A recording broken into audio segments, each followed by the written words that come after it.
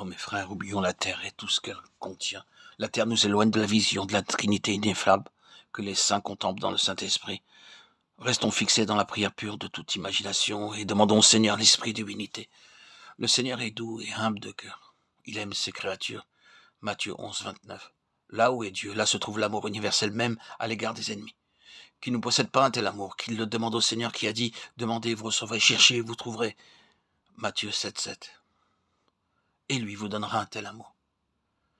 Si le Seigneur vient dans l'âme, elle ne peut pas ne pas reconnaître celui qui l'a créé et qui est son Dieu. Le Seigneur a compassion de tous. Aime les hommes à ce point que tu prennes sur toi le poids de leurs péchés, car il veut que nous aussi aimions également nos frères. Bientôt je mourrai, mon âme perdue descendra en enfer où elle souffrira seule et pleurera amèrement. Mon âme désire le Seigneur et le cherche avec des larmes. Comment ne le chercherai-je pas? Lui-même m'a appelé le premier et s'est révélé à moi, pécheur. Les saints voient et vivent en enfer, mais l'enfer n'a pas de pouvoir sur eux. Si le Seigneur voit qu'une âme n'est pas encore stable dans l'humilité, il retire sa grâce. Quant à toi, tu ne dois pas perdre courage, la grâce est en toi. Bien que caché, habitue-toi à repousser immédiatement les pensées mauvaises. Et si tu as omis de le faire, répands-toi, fais effort, prends cette habitude. Bientôt m'assaillirent des doutes et je voulais retourner dans le monde. Cependant, je me disais énergiquement moi-même, c'est ici que je veux mourir à cause de mes péchés. Pendant quelque temps, je vécus dans le désespoir. Il me semblait que Dieu m'avait répudié et qu'il n'y avait plus de salut pour moi. Il me semblait que Dieu était sans pitié et inexorable. Et ces pensées étaient si tourmentantes que même aujourd'hui je ne puis me rappeler ce temps sans épouvante. L'âme n'a pas la force de le supporter.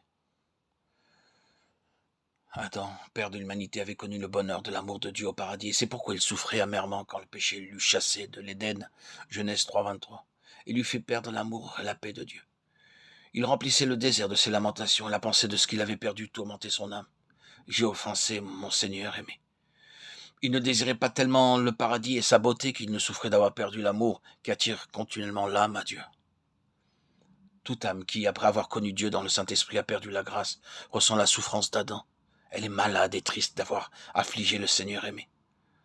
Adam pleurait amèrement, la terre ne lui donnait plus aucune joie et son cri parcourait le désert. Mon âme désire le Seigneur et le cherche avec des larmes. Comment ne chercherais-je pas le Seigneur? Mon âme était heureuse avec lui et dans la paix, et l'ennemi n'avait point de part en moi. Maintenant l'esprit de malice a acquis pouvoir sur moi. Mon âme est dans l'incertitude et sous ses coups. Aussi, elle languit vers le Seigneur et le désire là, à en mourir. Mon esprit tend vers Dieu. Rien sur la terre ne me réjouit plus. Rien ne peut consoler mon âme. Je veux voir le Seigneur et en lui être rassasié. Je ne puis l'oublier, je crie dans la plénitude de ma peine. Dieu mon Dieu, aie pitié de moi, aie pitié de ta créature tombée. Ainsi se lamentait Adam. Les larmes coulaient sur ses joues, baignaient la terre à ses pieds. Le désert entendait son gémissement, les oiseaux se taisaient de douleur. Et voici que toute paix abandonna la terre.